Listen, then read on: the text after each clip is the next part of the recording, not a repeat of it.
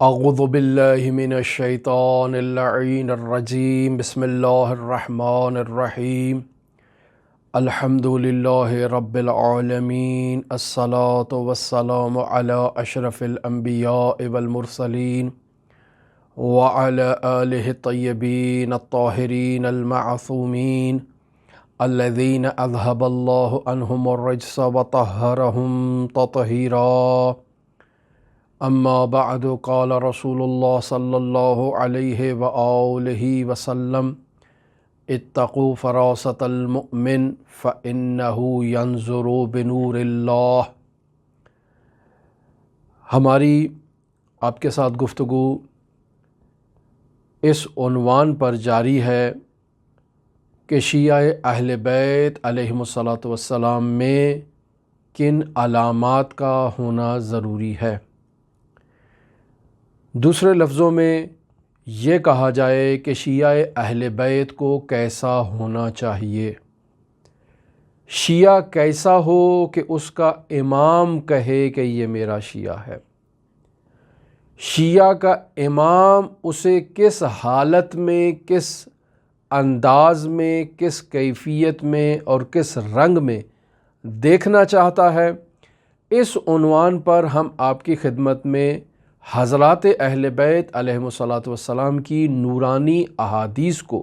بیان کر رہے ہیں، اور ان احادیث کی روشنی میں آپ کی خدمت میں بیان کر رہے ہیں کہ شیعہ اہل بیت کو کیسا ہونا چاہیے۔ آج جو عنوان ہم آپ کی خدمت میں لے کر آئے ہیں، اس عنوان کے تحت شیعہ اہل بیت کی نگاہ، زبان اور دیگر تمام اعضاء و جوارح جو ہیں وہ نورانی ہوتے ہیں۔ اس عنوان کے مطابق حضرات اہل بیت علیہم الصلاۃ کے شیعوں کی ایک اہم خصوصیت یہ ہے کہ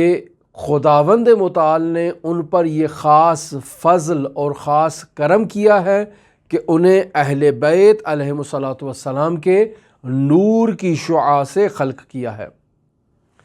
اگر آپ کو یاد ہو تو ہم آپ کی خدمت میں پہلے بھی یہ حدیث حضرت امام جعفر صادق علیہ آلاف و تحیت و ثنا سے نقل کر چکے ہیں کہ امام فرماتے ہیں شیعتنا خلقوا من فاضل طینتنا وعجنوا بماء ولایتنا، ہمارے شیعہ ہماری فاضل طینت یعنی مٹی سے بنے ہیں اور ہماری ولایت کے پانی سے گوندھے گئے ہیں۔ یعنی ایک طرف مٹی ہے اور پھر اس مٹی سے خمیر بنانے کے لیے جو پانی کا استعمال کیا گیا ہے وہ ماء ولایت اہل بیت علیہم الصلاۃ ہے۔ پس مٹی بھی فاضل مٹی ہے حضرات اہل بیت کی، اور پانی بھی جو استعمال کیا جا رہا ہے وہ ماء ولایت اہل بیت ہے۔ تو جب ان دو خصوصیات سے تشکیل پانے والا مجسمہ شیعہ اہل بیت بن جائے تو یقینی بات ہے اس میں وہ خصوصیات ہوں گی کہ جو حضرات اہل بیت علیہم الصلاۃ میں پائی جاتی ہیں۔ یعنی شیعہ اہل بیت علیہم الصلاۃ حضرات اہل بیت علیہم الصلاۃ کی نور کی ایک تجلی کو نمایاں کرے گا، اور معاشرے میں حضرات اہل بیت علیہم الصلاۃ کی ایک خوبصورت تصویر پیش کرے گا اہل معاشرہ اور اہل دنیا کے آگے، اور اس عنوان سے پہچانا جائے گا کہ لوگ اسے شیعہ صادق آل محمد کہیں گے۔ سوال یہ پیدا ہوتا ہے کہ اس کی کیا دلیل ہے؟ شیعہ اہل بیت خلقی اور مادی طبیعت کے عنوان سے اہل بیت علیہم الصلاۃ کی فاضل طینت سے خلق ہوئے ہیں، جیسا کہ آپ کی خدمت میں ہم نے یہ حدیث نورانیہ عرض کی۔ اس نورانی حدیث کی روشنی میں شیعوں کی خلقت خاص خلقت ہے، یعنی نظام ہستی کو ایک خاص اندازے اور خاص طریقے کے مطابق شیعہ اہل بیت مشاہدہ کرتا ہے۔ شیعہ اہل بیت اشیاء کے حقائق کے ادراک میں ایک خاص مقام رکھتا ہے، فہم و فراست میں شیعہ نہایت ہی زیرک، ذکاوت اور ایک خاص ہوش و حواس سے برخوردار ہوتا ہے۔ شیعہ اہل بیت اشیاء کے حقائق کو درک کر لیتا ہے، یہ اس میں خصوصیت ہے، اور یہ خصوصیت اسے آل محمد سے ارث میں ملی ہے، اور اس میں کوئی غلو نہیں ہے۔ یعنی ایسا نہیں ہے کہ ہم شیعہ کے فضائل بیان کرتے ہوئے غلو سے کام لے رہے ہیں، ہرگز ایسا نہیں ہے۔ غلو کہتے ہیں حد اور اندازے سے خارج ہو جانا۔ ہم حد میں رہتے ہوئے گفتگو کر رہے ہیں کہ یہ شیعہ اہل بیت فاضل طینت آل محمد سے اور ماء ولایت سے عجین ہو کر خلق ہونے والا شیعہ اہل بیت کے اوصاف سے متصف ہوگا، لہٰذا اس کی آنکھ وہ دیکھے گی جو اہل بیت علیہ الصلوۃ والسلام مشاہدہ کرنا چاہتے ہیں۔ اس کی زبان ان کلمات کو جاری کرے گی جن کلمات کو حضرات اہل بیت اپنے شیعہ سے جاری کروانا چاہتے ہیں۔ ان کے کان ان الفاظ کو سنیں گے کہ جن الفاظ کو حضرات اہل بیت علیہ الصلوۃ والسلام سننا پسند کرتے ہیں۔ پس شیعہ مجموعی اعتبار سے حضرات اہل بیت علیہ الصلوۃ والسلام کے محاسن کی تجلی کو معاشرے کے سامنے پیش کرے گا۔ لہٰذا حضرت سید الاوصیاء امیر المؤمنین علی ابن ابی طالب سے بھی یہی حدیث نقل ہے کہ جو رسول خدا صلی اللہ علیہ وآلہ وسلم سے حدیث ہم نے آپ کی خدمت میں نقل کی اور اسے سرنامہ کلام قرار دیا۔ لیکن جس حدیث کو ہم نے عنوان گفتگو قرار دیا ہے آج کے دن، وہ حضرت سید الاوصیاء کی حدیث ہے۔ حضرت سید الاوصیاء فرماتے ہیں اتقوا فراست المؤمن، یعنی مومن کی فراست، مومن کی ذکاوت اور مومن کے ہوش و حواس کا اور اس کی قدر و قیمت کا ایک خاص خیال رکھتے ہوئے اس سے بچو۔ اتقوا فراست المؤمن، مومن کی فراست سے بچو۔ کیوں؟ چونکہ وہ باطنی امور کو ظاہری امور سے تشخیص دینے میں مہارت رکھتا ہے۔ شیعہ علی کو دھوکہ نہیں دیا جا سکتا۔ کیوں؟ چونکہ وہ اشیاء کی حقیقت کو جانتا ہے، اشیاء کے اندر چھپے ہوئے راز کو پہچانتا ہے۔ یہ شیعہ فہم و فراست کا مالک ہے۔ لہٰذا آج آپ دیکھتے ہیں دنیا اعتراف کر رہی ہے کہ ہم جو ایجنڈا بناتے ہیں، سال بھر پلاننگ کرتے ہیں اور سال بھر میٹنگ کرتے ہیں کہ کس طرح سے ایران کو سرنگو کیا جائے، رہبر معظم کا ایک خطاب سب کو ملیا میٹ کر دیتا ہے۔ کیوں؟ چونکہ یہ فراست مومن ہے، یہ مومن کی ذکاوت ہے کہ جو اسے میراث اہل بیت علیہ الصلوۃ والسلام سے ملی ہے۔ وہ ظاہری حقائق کے پس پردہ جو باطنی حقائق ہے انہیں درک کر لیتا ہے اور پہچان لیتا ہے، اور اسے معلوم ہو جاتا ہے کہ یہاں پر کیا سازش رچی گئی ہے، اور اس سازش کو منظر عام پر لے آتا ہے، اور دنیا انگشت بے دندان رہ کر مشاہدہ کرتی ہے کہ یہ کیا ہو گیا۔ ہم نے ایک سال میٹنگ کی، ایک سال پلاننگ کی کہ کیسے خطے کے اندر اپنے نفوذ کو قائم کیا جائے، یہ ایک تقریر کرتے ہیں اور سارے پہ پانی پھیر دیتے ہیں۔ تو اس سے اندازہ لگایا جا سکتا ہے کہ حضرات اہل بیت علیہ الصلوۃ والسلام نے اپنے شیعوں کے متعلق جو نورانی معارف بیان کیے ہیں وہ کس قدر حقیقت پر مشتمل ہے۔ لہٰذا حضرت سید الاوصیاء فرماتے ہیں اتقوا فراست المؤمن، مومن کی فہم و فراست، ذکاوت، ہوش، ان چیزوں سے بچو اور ان کا خاص خیال رکھو، ان کی قدر و قیمت کو پہچانو۔ کیوں؟ چونکہ یہ باطنی امور کو ظاہری امور سے باہر نکال کے لے آتے ہیں۔ پھر حضرت سید الاوصیاء کیا اس جملے میں فرماتے ہیں فَإِنَّهُ يَنْظُرُ بِنُورِ اللَّهِ، مومن اللہ کے نور سے مشاہدہ کرتا ہے اور دیکھتا ہے۔ یہ جو مومن مشاہدہ کر رہا ہے اسے غیر مومن نہیں دیکھ رہا۔ غیر مومن ایک سال پلاننگ کرتا ہے، ایجنڈے بناتا ہے، لیکن مومن اس پلاننگ کو مشاہدہ کر لیتا ہے۔ مومن اسے دیکھ لیتا ہے کہ میرے لیے کیا جال بنا جا رہا ہے، میرے لیے کیا پلاننگ کی جا رہی ہے اور اسلام و مسلمین کو سرنگو کرنے کے لیے کیا سازش رچی جا رہی ہے۔ اس سازش پس پردہ سازش کو ظاہری حقائق کو پیچھے کھینچ کے ان کے اندر سے وہ باطنی امور کو باہر نکال لیتا ہے۔ یہ خاص فہم و فراست اور ذکاوت مومن کے اندر ہے، جسے تم نے مد نظر رکھنا ہے اور اس کا خاص خیال رکھنا ہے۔ رسول خدا صلی اللہ علیہ وآلہ وسلم اور حضرت سید الاوصیاء امیر المؤمنین علی بن ابی طالب سے دو حدیثیں اسی حدیث کے تائید میں آپ کی خدمت میں نقل کرتا ہوں۔ میزان الحکمہ، فراست، فہم، مومن، اس ابواب میں جلد 9 کے اندر اگر آپ مشاہدہ کریں تو یہ احادیث آپ کو وہاں پر مل جائیں گی۔ رسول خدا صلی اللہ علیہ وآلہ وسلم ارشاد فرماتے ہیں، احذروا فراست المؤمن فإنه ينظر بنور اللہ وینطق بتوفیق اللہ۔ مومن کی فراست سے بچو،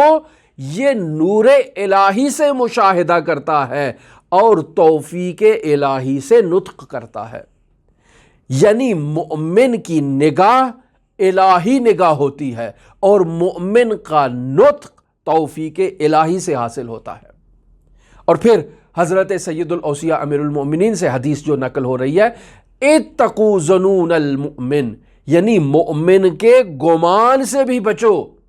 فإن اللہ تعالی جعل الحق علی السنتہم، مومن کی زبان سے بچو کیونکہ بے شک اللہ تبارک و تعالی نے حق کو اس مومن کی زبان پر رکھ دیا ہے۔ یہ مومن جو کہے گا وہ ہو جائے گا، جو مومن کہے گا حقیقت حال اور حقیقت امر بھی وہی ہوگی۔ لہٰذا ہم تفسیر میزان میں آیہ سورہ حجر کی آیت نمبر 73 کی تفسیر میں حضرت امام محمد باقر علیہ آلاف و تحیت و ثنا سے یہ حدیث مشاہدہ کرتے ہیں کہ جس میں امام محمد باقر فرماتے ہیں، ما من مخلوق الا وبین عینیہ مکتوب مؤمن او کافر۔ ارشاد فرما رہے ہیں کہ اللہ تبارک و تعالی کی ما من مخلوق، کوئی مخلوق ایسے نہیں ہے مگر یہ کہ اس کی ان دو آنکھوں کے درمیان میں اللہ تبارک و تعالی نے یہ تحریر کر دیا ہے، یعنی یہاں پر لکھ دیا ہے کہ یہ شخص مومن ہے یا کافر ہے۔ اللہ تبارک و تعالی نے مکتوب کر دیا ہے، یہ مطلب اب جب اللہ نے مکتوب کر دیا ہے تو مجھے تو نظر نہیں آ رہا ہے، میں نہیں جانتا ہوں کہ ان میں سے کون مومن ہے اور کون غیر مومن ہے۔ تو امام باقر فرماتے ہیں، وَذَلِكَ مَحْجُوبٌ، یہ لکھا ہوا مومن یا کافر جو ہے وہ محجوب، چھپا ہوا ہے، عنکم، تم لوگوں سے، وَلَيْسَ بِمَحْجُوبٍ عَنِ الْأَئِمَّةِ مِنْ آلِ محمد، یعنی تم لوگ اس کو مشاہدہ نہیں کر سکتے لیکن ائمہ آل محمد اس کو دیکھ رہے ہیں اور اس کو مشاہدہ کر رہے ہیں۔ لہٰذا وہ چہرہ دیکھ کے پہچان لیتے ہیں کہ یہ میرا مومن ہے یا کافر ہے، یہ مجھ سے ولایت رکھنے والا ہے یا مجھ سے عداوت رکھنے والا ہے، وہ اس کے چہرے کو دیکھ کے پہچان لیتے ہیں۔ اور یہی خصوصیت مومن اور شیعہ اہل بیت کو بھی حاصل ہے کہ وہ چہرہ دیکھ کے پہچان جاتا ہے کہ یہ مومن ہے یا عدو اہل بیت ہے، یہ مومن موحد ہے یا کافر ہے، توحید اہل بیت کا انکاری ہے، ولایت اہل بیت کا انکاری ہے، چہرہ دیکھ کے پہچان لیتا ہے۔ کیوں؟ چونکہ چہرے پہ لکھا ہوتا ہے مومن اور کافر، اور یہ خداوند متعال نے مکتوب کیا ہے، عام لوگوں سے مخفی ہے، لیکن ائمہ آل محمد اور وہ لوگ جن کا خمیر ائمہ آل محمد کے خمیر سے بنا ہے وہ اسے درک کر لیتے ہیں۔ لہٰذا وجہ بھی حضرت امام محمد باقر علیہ السلام نے سورہ حجر کی آیت نمبر 75 کو بیان کیا ہے، اِنَّ فِي ذَلِكَ لَآيَاتٍ لِلْمُتَوَسِّمِينَ۔ یہ مومن کیوں پہچان لیتا ہے؟ اس لیے کہ پہچاننے والوں کے لیے نشانیاں خداوند متعال نے رکھ دی ہیں، جب خداوند متعال قرآن مجید میں سورہ حجر کی آیت نمبر 75 میں ارشاد فرما رہا ہے کہ ہم نے پہچاننے والوں کے لیے یعنی متوسمین کے لیے نشانیاں رکھ دی ہیں، تو وہ متوسمین کا اتم مصداق حضرات آل محمد ہے، اور حضرات آل محمد کی فاضل طینت سے خلق شدہ شیعہ اس کا مصداق بنتے ہیں اور مشاہدہ کر لیتے ہیں کہ کیا ہو رہا ہے۔ لہٰذا ہمیں توجہ کرنی چاہیے اس حدیث کی طرف، اور اس حدیث کی حامل اور خصوصیت کے حامل کامل افراد انسان کامل کی طرف ہماری توجہ ہونی چاہیے کہ یہ انسان کامل افراد کو مشاہدہ کرتا ہے۔ ہم نے خود دیکھا ہے اپنے زندگی میں ایسے کامل افراد کو۔ مرحوم حضرت آیت اللہ العظمیٰ بہجت رحمۃ اللہ علیہ، مشہور تھا کہ آیت اللہ بہجت کے پاس چشم برزخی ہے، وہ افراد کی حقیقت کو مشاہدہ کرتے ہیں، لہٰذا بڑے بڑے بزرگان ان کے سامنے جاتے ہوئے ہچکچاتے تھے اور گھبراتے تھے۔ اور مرحوم آیت اللہ بہجت کا یا ستار کا ذکر بھی اسی کی علامت بیان کیا جاتا ہے کہ وہ افراد کی حقیقت کو مشاہدہ کرتے ہوئے یا ستار کا ذکر زیادہ کیا کرتے تھے۔ میں نے خود ایک واقعہ حضرت آیت اللہ العظمیٰ مرحوم محمد تقی بہجت رحمۃ اللہ علیہ سے مشاہدہ کیا ہے، میں آپ کی خدمت میں نقل کرتا ہوں، خود میں اس کا راوی ہوں۔ یہاں حضرت سامن الحجج حضرت علی ابن مصر رضا علیہ آلاف و تحیت و ثنا کے حرم مطہر میں گرمیوں میں ہر سال مرحوم آیت اللہ بہجت تشریف لایا کرتے تھے، اور ہماری بھی یہ خواہش ہوتی تھی کہ ہم ان کی زیارت کے لیے ہر روز حرم مطہر میں جائیں، حضرت سامن الحجج کی قدم بوسی کرنے کے بعد حضرت آیت اللہ بہجت سے ملاقات کریں اور کوئی نہ کوئی نورانی اور جو ہے وہ ان سے نورانیت کسب کریں۔ تو اسی اثناء میں ہم نے دیکھا کہ ایک عالم دین آیت اللہ بہجت کے پاس آتے ہیں، کافی پیچھے ان کے پیچھے کافی چلتے ہیں، اور پھر ہمت کر کے وہ آگے بڑھتے ہیں اور آیت اللہ بہجت سے ایک سوال کرتے ہیں۔ اس سوال کا ایک مقدمہ ہے، میں وہ مقدمہ آپ کی خدمت میں بیان کرتا ہوں۔ مرحوم آیت اللہ بہجت رحمۃ اللہ علیہ کی یہ روش تھی اجتہاد کے بعد، یعنی جب وہ مجتہد بن گئے اور ان کی تقلید ہونا شروع ہو گئی، تو ان کی یہ روش تھی کہ جب وہ کسی کو اجازہ سہمین دیا کرتے تھے خمس و زکوٰۃ کے استعمال کے لیے، تو ان کی یہ روش ہوا کرتی تھی کہ وہ سابقہ دو معروف مراجع تقلید کے اجازے وصول کرتے تھے اور اپنا اجازہ دیتے تھے وہ مشاہدہ کرنے کے بعد۔ یعنی اگر کسی کے پاس مرحوم حضرت آیت اللہ العظمیٰ خوئی رحمۃ اللہ علیہ کا اجازہ ہو اور مرحوم امام رحمۃ اللہ علیہ کا اجازہ ہو، تو وہ اپنے یہ دونوں اجازے لے کر آیت اللہ بہجت کے دفتر میں جمع کرائے اور پھر جا کر اپنا آیت اللہ بہجت کا اجازہ خمس و زکوٰۃ اور جو وجوہات شرعیہ کے استعمال کا اجازہ ہے وہ وصول کر لے۔ یہ آیت اللہ کی روش ہوتی تھی۔ لہٰذا سابقہ مراجع میں جس کے پاس بھی دو معروف مرجع کا اجازہ ہو وہ دفتر میں جمع کرائے، تو دفتر اس کو انہی اجازوں کی روشنی میں ایک نیا اجازہ صادر کر دیا کرتا تھا وجوہات شرعیہ کے استعمال کا۔ لیکن جس کے پاس وہ اجازہ نہیں ہوتا تھا بزرگ مراجع کا، ان کے لیے کیا تکلیف تھی؟ ان کی یہ تکلیف تھی کہ وہ آیت اللہ بہجت کے سامنے جاتے تھے، آیت اللہ بہجت انہیں مشاہدہ کرتے تھے کہ یہ شخص اجازہ تصرف وجوہات شرعیہ کا اہل ہے یا اہل نہیں ہے۔ یہ آغا کی روش ہوتی تھی۔ تو یہ مولانا جو حرم مطہر حضرت امام رضا میں شرفیاب ہوئے آیت اللہ بہجت کے حضور، اور انہوں نے آیت اللہ بہجت سے اجازہ لینا تھا، یہ ہمت کر کے آگے آئے اور آیت اللہ بہجت سے کہتے ہیں کہ مجھے آپ کا اجازہ چاہیے۔ تو آیت اللہ انہیں کہتے ہیں کہ جائیں میرے دفتر میں، میرے بیٹے سے مل لیں، وہ آپ کو گائیڈ کر دے گا کہ کیا طریقہ کار ہے۔ تو یہ مولانا کہتے ہیں کہ میں آپ کے دفتر گیا تھا اور آپ کے فرزند ارجمن سے میری ملاقات ہوئی تھی، انہوں نے مجھے یہ کہا کہ آپ حرم حضرت علی ابن مصر رضا میں چلے جائیں اور وہاں والد بزرگوار سے ملیں اور کہیں میں نے بھیجا ہے کہ انہیں اجازہ دیا جائے یا نہ دیا جائے۔ تو آیت اللہ پوچھتے ہیں کہ آپ کے پاس گزشتہ مراجع کا اجازہ نہیں ہے؟ تو وہ فرماتے ہیں نہیں ہے۔ آپ کے فرزند نے کہا ہے کہ میں آپ کے سامنے آؤں، آپ مجھے دیکھیں اور بتائیں کہ مجھے آپ نے اجازہ دینا ہے یا نہیں دینا۔ تو مرحوم آیت اللہ بہجت کی روش یہ ہوتی تھی کہ وہ گفتگو کرتے ہوئے بھی سر جھکا کر چلتے جاتے تھے۔ جب انہوں نے دیکھنے کی بات کی تو مرحوم آیت اللہ بہجت نے یوں ایک تھوڑا سا سر اٹھایا، اس شخص کی طرف دیکھا اور پھر سر جھکا لیا اور کہا کہ تمہارے چہرے کا رنگ زرد کیوں ہے؟ اگر عبادت الہی کی وجہ سے تمہارے چہرے کا رنگ زرد ہے تو بہت اچھی بات ہے، لیکن اگر معصیت کی وجہ سے ہے تو محاکمہ ہونا چاہیے اس کا۔ یہ جملہ آغا بہجت نے کہا اور آگے چل دیے، وہ مولانا بھی پیچھے چلے گئے۔ یعنی کوئی ایسی چیز آیت اللہ بہجت نے اس کے چہرے میں مشاہدہ کی اور یہ جملے کہے جو اسی کو معلوم تھے کہ آیت اللہ بہجت نے اس کے لیے کون سی معصیت کا ذکر کیا، جسے وہ دیکھنے کے بعد واپس چلا گیا اور دوبارہ آیت اللہ بہجت کے سامنے اجازے کا سوال لے کر نہیں آیا۔ تو یہ وہی چیز ہے کہ جس کے لیے ارشاد فرما رہے ہیں کہ اتقوا فراست المؤمن فإنہ ینظر بنور اللہ، مومن کی فراست سے باخبر رہو چونکہ یہ نور الہی سے دیکھتا ہے۔ تو ہم آپ کی خدمت میں جو حدیث حضرت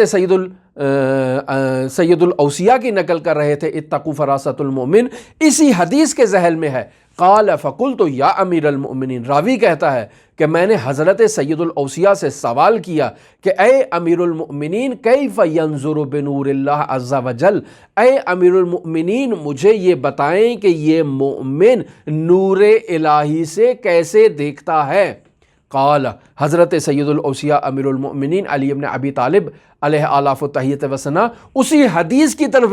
اشارہ کرتے ہیں جسے میں نے آغاز میں آپ کی خدمت میں نقل کیا کہ شیعاتنا خلقوا من فاضل طینتنا وعجنوا بماء ولایتنا، ہمارے شیعہ ہماری فاضل طینت اور ماء ولایت سے عجین ہو کر خلق کیے گئے ہیں۔ حضرت سید الاوصیاء اسی نقطے کی طرف اس حدیث میں اشارہ فرما رہے ہیں۔ قال لأننا خلقنا من نور اللہ، بے شک ہم آل محمد اللہ کے نور سے خلق ہوئے ہیں، وخلق شیعتنا من شعاع نورنا، اور ہمارے شیعہ ہمارے نور کی شعاع سے خلق ہوئے ہیں۔ تو جب شیعہ شعاع نور اہل بیت سے خلق ہوئے ہیں تو پھر یقینی بات ہے کہ اس شیعہ کے اندر اوصاف آل محمد کا ہونا ایک لازمی امر ہے۔ ہو ہی نہیں سکتا کہ یہ شیعہ جو طینت اہل بیت سے خلق ہوا ہو، جس کے اندر ماء ولایت اہل بیت استعمال ہوئی ہو، جو شعاع نور اہل بیت علیہ الصلوۃ والسلام سے خلق ہوا ہو، یہ کوئی معمولی افراد نہیں ہو سکتا۔ لہٰذا حضرت سید الاوصیاء اسی حدیث کے ذیل میں ارشاد فرما رہے ہیں فہم اصفیاء، پس ہمارے شیعہ منتخب ہوتے ہیں، ابرار، ہمارے شیعہ ابرار اور نیک اور پاک ہوتے ہیں، اطہار، ہمارے شیعہ پاک و پاکیزہ ہوتے ہیں، متوسمون، اور ہمارے شیعہ باریک بین ہوتے ہیں۔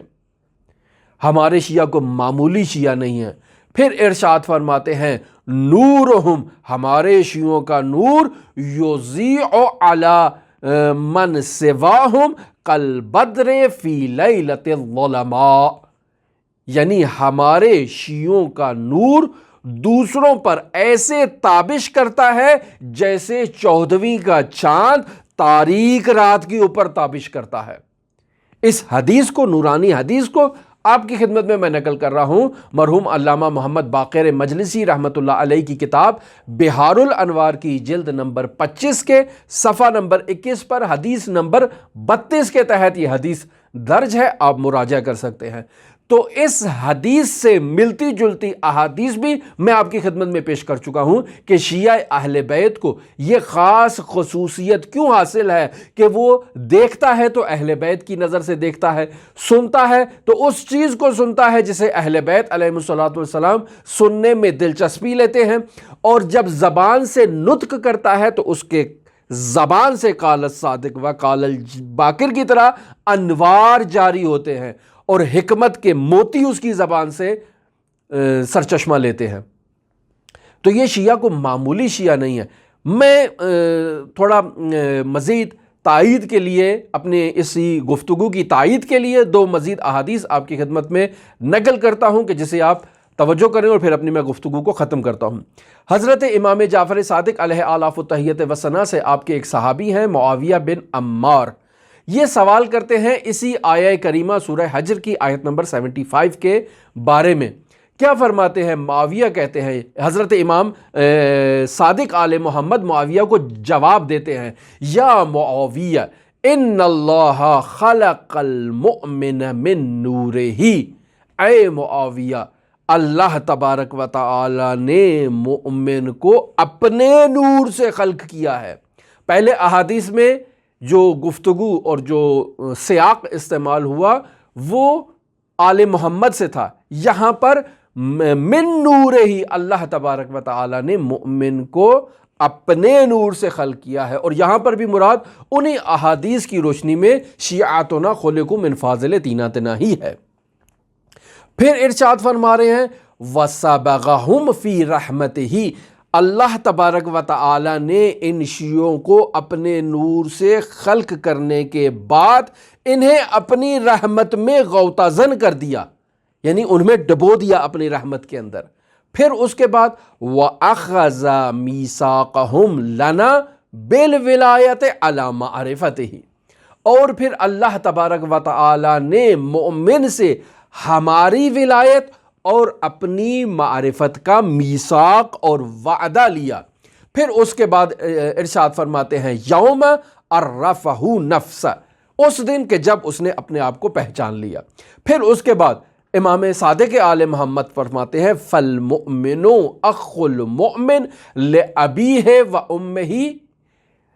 یعنی مومن ایک مومن دوسرے مومن کا ایسے ہی بھائی ہے جیسے جو ہے وہ ایک آدمی دوسرے آدمی کا پدری اور مادری بھائی ہوتا ہے، اسی طرح سے ایک مومن دوسرے مومن کا بھائی ہے۔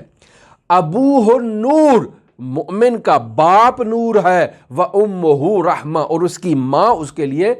رحمت ہے۔ پھر انما ينظر بذلك النور الذي خلق منه، پس یہ مومن اسی نور الہی سے دیکھتا ہے جس نور سے اس مومن کو خلق کیا جاتا ہے۔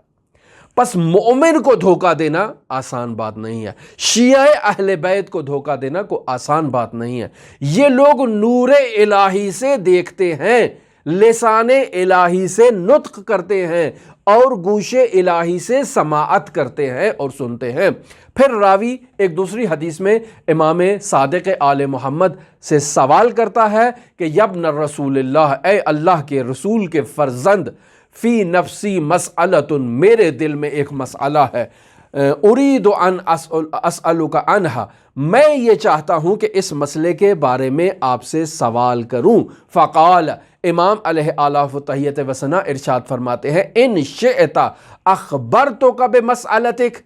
قبل ان تسألنی، امام صادق فرماتے ہیں کہ اگر تو چاہتا ہے تو میں تیرے سوال کرنے سے پہلے تجھے تیرے مسئلے کے بارے میں بتا دوں اور اس کا جواب دے دوں۔ وَإِنْ شِئْتَ، اور اگر تو چاہتا ہے فَاسْأَلْ، تو تو سوال کر لے۔ تو اب یہ دونوں کیفیتیں راوی کے لیے تعجب کا باعث بنی، یعنی امام فرما رہے ہیں کہ تیرا سوال کرنے سے پہلے میں تجھ سے پوچھ لوں، یا تو چاہتا ہے کہ تو سوال بتا اور پھر میں اس کا جواب دوں۔ تو راوی کہتا ہے قال فقلت له، میں نے امام صادق آل محمد سے کہا وبأي شيء تعرف ما في نفسي قبل سؤالي عنه، یا امام صادق مجھے یہ بتائیے میرا سوال کرنے سے پہلے آپ کو کیسے معلوم کہ میرے دل میں کیا سوال ہے اور میں آپ سے کیا بات کرنا چاہ رہا ہوں؟ تو امام صادق آل محمد ارشاد فرماتے ہیں قال بالتوسم والتفرس، میں توسم اور تفرس یعنی علامات جو بیان کی گئی ہیں، جو نشانیاں بیان کی گئی ہیں فہم و فراست کی، اس کے ذریعے سے مجھے معلوم ہے کہ تم کیا کہنا چاہتے ہو، یعنی میں تمہیں دیکھ کر اور تمہاری کیفیت کو دیکھ کر بتا دیتا ہوں کہ تمہارے وجود میں اس وقت کیا تبدیلی رونما ہو رہی ہے اور تم مجھ سے کیا پوچھنا چاہتے ہو۔ تمہارا وجود میرے لیے خود ایک سوال کی کتاب بنا ہوا ہے جسے میں پڑھ کے بتا سکتا ہوں کہ تمہارے وجود میں اس وقت کیا سوال ہے۔ ما سمعت قول رسول اللہ صلی اللہ علیہ قول اللہ عز وجل، یعنی امام صادق آل محمد اس سے کہہ رہے ہیں کیا تو نے اللہ تبارک و تعالیٰ کا یہ قول نہیں سنا، ان فی ذالک لآیات للمتوسمین، بے شک اس میں متوسمین کے لیے نشانیاں ہیں، اور میں انہی نشانیوں سے بتا سکتا ہوں کہ تیرے وجود میں اس وقت کیا سوال جنم لے رہے ہیں۔ وقول رسول اللہ صلی اللہ علیہ وآلہ وسلم، کیا تو نے رسول خدا صلی اللہ علیہ وآلہ وسلم کا یہ نورانی قول نہیں سنا کہ اتقوا فراست المؤمن فإنہ ینظر بنور اللہ عز وجل، کہ مؤمن کی فراست کا خیال رکھو، یہ مؤمن جو ہے یہ نور الہی سے دیکھ لیتا ہے کہ جو موجودات میں جو کچھ بھی ہو رہا ہے۔ تو بس آج کی گفتگو کا خلاصہ یہ ہے کہ حضرات اہل بیت علیہم السلام کا شیعہ چونکہ اہل بیت علیہم السلام کی فاضل طینت اور ماء ولایت کے ذریعے سے اس نور الہی کی تجلی اس کے اندر آ جاتی ہے، تو اس تجلی کی بدولت یہ شیعہ کی علامت ہے کہ فَإِنَّهُ يَنْظُرُ بِنُورِ اللَّهِ عَزَّ وَجَلَّ، یہ شیعہ آل محمد اللہ و تبارک و تعالی کے نور کی بدولت مشاہدہ کرتا ہے اشیاء کی حقائق کو، اور اسے دھوکہ دینا آسان نہیں ہوتا۔ یہ مومن جب گفتگو کرتا ہے تو لسان اللہ کا مصداق ہوتا ہے، جب سنتا ہے تو اذن اللہ کا مصداق ہوتا ہے، اور جب دیکھتا ہے تو عین اللہ کا مصداق بن جاتا ہے۔ تو جب مومن ان خصوصیات کا متحمل ہے تو امیر المؤمنین کے لیے کیا مقامات ہیں، اسے بیان کرنا خود گفتگو اور ہماری زبان اس سے عاجز ہے کہ ہم حضرت سید الاوصیاء کی عظمت اور فضیلت کو بیان کر سکیں، اور حضرات ائمہ معصومین علیہم السلام کے مقامات کو بیان کر سکیں جو لسان وحی کے ذریعے سے بیان ہوئے ہیں۔ ہماری دعا ہے کہ خداوند متعال ہمیں حضرات اہل بیت علیہم السلام کے حقیقی شیعوں کی فہرست میں شمار کرے، اور ہمیں وہ فہم و فراست ہمارے لیے اس کے دروازے کھول دے جو ہمارے وجود میں نہفتہ اور چھپے ہوئے ہیں، کہ جن کی حقیقت سے ہم ابھی تک آگاہ نہیں ہیں، کہ اگر ہم ان مخفی اسرار کو باہر نکال کر ان کے ذریعے سے ان موجودات کا دیکھنے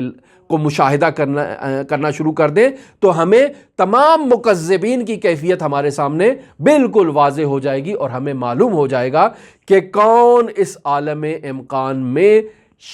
اسلام کے خلاف سازشیں کر رہا ہے، تشیع کے خلاف سازشیں کر رہا ہے، اور ان سازشوں سے کیسے مسلمانوں کو بچایا جا سکتا ہے۔ اللہم صلی علی محمد و آل محمد وعجل فرج قائم آل محمد۔